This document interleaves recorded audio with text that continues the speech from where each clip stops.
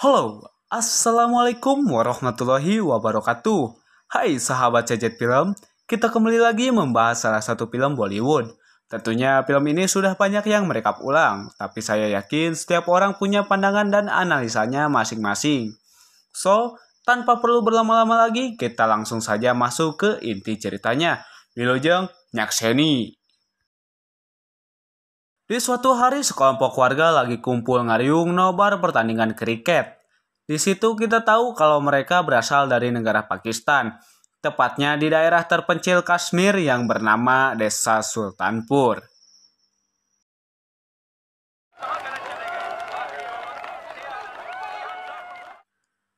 Di hari itu tepatnya 6 tahun setelahnya, sebuah tangan kecil yang imut sedang mengusap kaca jendela kereta api. Dia bernama Sahida yang diperankan oleh Harsali Malhotra. Ini ibunya yang diperankan Meher Peach. Ada juga ayahnya yang diperankan Mir Sarwar.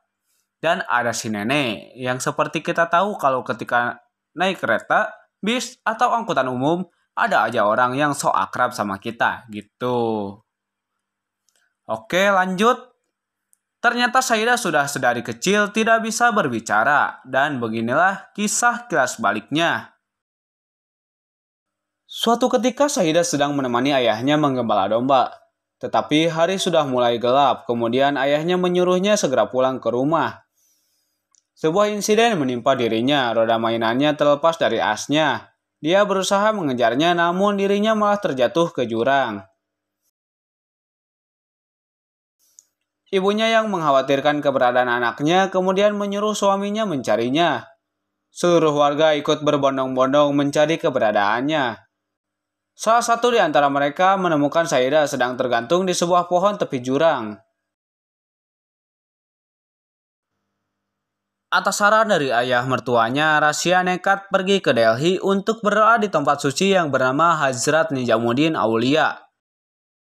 Karena masalah birokrasi, Raup tidak bisa mengantar anak dan istrinya pergi ke sana. Dia hanya bisa mendoakan keselamatannya di rumah saja. Sesampainya di sana, Rasya dan Sahida melewati prosedur keamanan, kemudian menuju masjid dan berdoa di sana.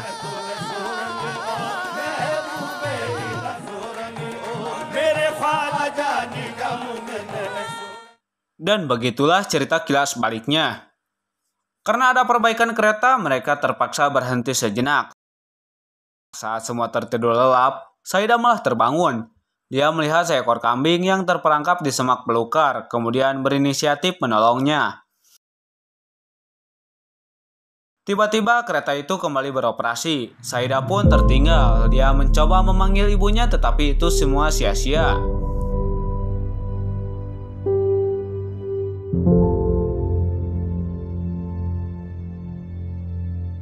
Ibunya kemudian bangun dan melihat anaknya hilang. Dia pun panik lalu mencari anaknya di setiap gerbong sampai-sampai menarik tuas rem darurat. Sedangkan Sahida yang tertinggal itu naik kereta barang yang ternyata malah kembali ke negara India. Di pagi hari di sebuah desa yang bernama Kurukshetra, Sahida kemudian terbangun dan melihat sekelilingnya. Ternyata sedang ada perayaan keagamaan, yaitu pemujaan dewa Hanuman.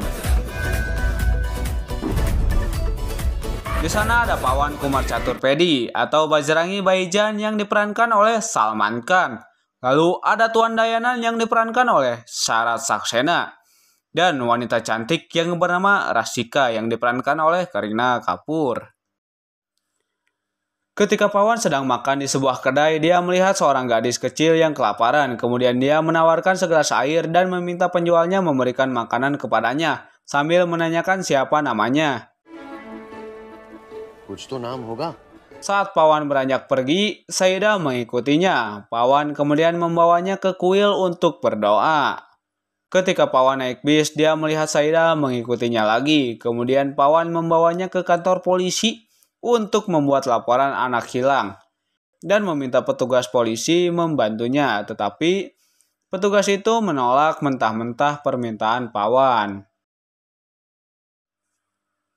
Merasa tidak ada pilihan lain, Pawan kemudian mengajaknya ke rumah Tuan Dayanan, calon mertuanya sekaligus teman ayahnya. Di sepanjang jalan dia terus mengabsen nama daerah di India dengan harapan menemukan sedikit petunjuk asal keberadaan Sahidah. Wow, kayaknya udah mendarah daging nih kebiasaan mengobrol di kendaraan umum. Saat mengetahui ada yang berasal dari daerah yang sama, otomatis nyarita panjang lebar tung sampai kasil silah dicuk curug galurkeun. Dari kisah Pawan, kita bisa ambil kesimpulan kalau orang yang tidak memiliki kemampuan pasti jalannya sangat rumit dan susah untuk mencapai sesuatu. Sekalinya dicapai pun butuh bertahun-tahun. Sampai-sampai ayahnya meninggal dunia karena terkejut dengan keberhasilan anaknya lulus sekolah. Sebelum ayahnya meninggal, ia meminta agar Pawan pergi ke rumah temannya yang bernama Tuan Dayanan untuk mencari pekerjaan. Saat dalam perjalanan menuju rumah Tuan Dayanan, dia berdebat masalah uang kembalian dengan seorang perempuan yang bernama Rasika. Setibanya di rumah Tuan Dayanan, ternyata di sana sedang ada pertandingan gulat. Singkat cerita, Pawan diterima di rumah Tuan Dayanan. Garam-garam hai, special hai hamare yahan ka. Saking taatnya kepada Dewa Hanuman, Pawan selalu membungkuk di depan monyet yang ditemuinya. Dan Rasika sedikit menggodanya. Seiring berjalannya waktu, Rasika menetapkan hatinya kepada Pawan. Suatu ketika calon suaminya datang untuk melakukan perjodohan, namun Rasika menolaknya dan memilih Pawan sebagai calon suaminya. Aduh, masih ada perjodohan padahal udah ada emansipasi. Ya, mungkin itu bagian tradisi, Bor. Ya udah, lanjut aja ya. Saking marahnya Tuan Dayanan, dia tidak tahu apa yang harus dikatakannya. Dia hanya memberi syarat kepada Pawan sebelum dia menikahi Rasika. Dan begitulah ceritanya. Kemudian Pawan sampai di rumah Tuan Dayanan. Ia meminta izin kepada calon mertuanya untuk mengizinkan Sahidah tinggal di sana sementara waktu. Sampai Pawan menemukan orang tuanya. Pawan dan Rasika pergi berbelanja ke pasar untuk membeli kebutuhan Sahidah. Namun saat pulang dari pasar, mereka melihat satu keluarga sedang berlarian ke sana kemari mencari Sahidah. Pawan dan Rasika mencari di luar, kemudian menemukan Muni sedang ikut makan bareng di rumah tetangganya yang beragama Islam. Oke sob, dari sini kita panggil saja Sahidah dengan sebutan Muni, biar lebih simpel. Di malam hari mereka mengajak Muni ke kedai ayam Chaudhry. Di sana Muni kembali merasa sedih ketika melihat seorang ibu yang sedang menyuapi anaknya. Kemudian Rasika dan Pawan menghibur Muni dengan nyanyian dan goyangan. Keesokan harinya mereka berjalan-jalan di pasar dan melewati pedagang gelang. Muni mengambil salah satu gelangnya, kemudian Pawan mengembalikan gelang itu dan mengajak Muni untuk meminta maaf kepada Dewa Hanuman. Seperti yang kita tahu, kalau Muni itu beragama Islam, dia pun pergi ke masjid tanpa sepengetahuan Pawan. Eta bocil nerolang wae euy. Teu apal nyelesna. Jigana boga ilmu halimunan. Pawan melihat Muni masuk ke dalam masjid dan di sana Muni sedang berdoa. Sedikit informasi baru terungkap. Pawan tahu Muni beragama Islam. Kemudian dia khawatir kalau nanti Tuan Dayanan mengetahui itu, Pawan akan ditendang keluar dari rumahnya. Namun Rasika menenangkan Pawan dan memilih tetap menemui Muni. Nah, ini yang baru namanya toleransi beragama, tanpa perlu mendiskriminasi suatu agama, ras, dan kebudayaan.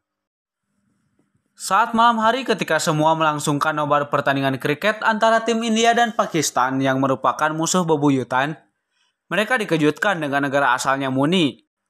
Ternyata dia berasal dari negara Pakistan, dan benar saja kekhawatiran Pawan terwujud.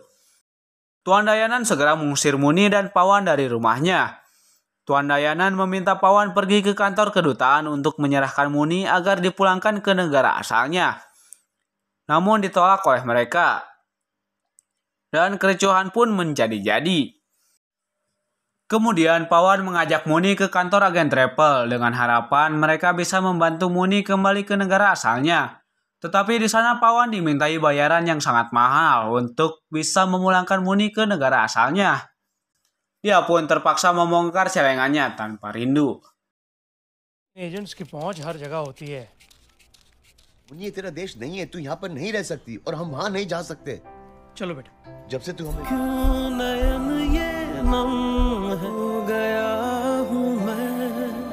Saat Pawan melewati tukang gelang, dia kemudian membeli satu untuk hadiah perpisahan Muni. Tapi sayang, Muni keburu dibawa tukang travel gadungan itu ke suatu penginapan. Ternyata Muni akan dijual ke mucikari oleh si bangsat agen itu. Pawan mencari ke setiap kamar, dan saat menemukannya dengan perasaan marah, Pawan membanting semua algojo mereka. Tulang-tulangnya dibuat patah, dan si Kehed itu diterbangkan keluar jendela. Emosi Wing, aduh.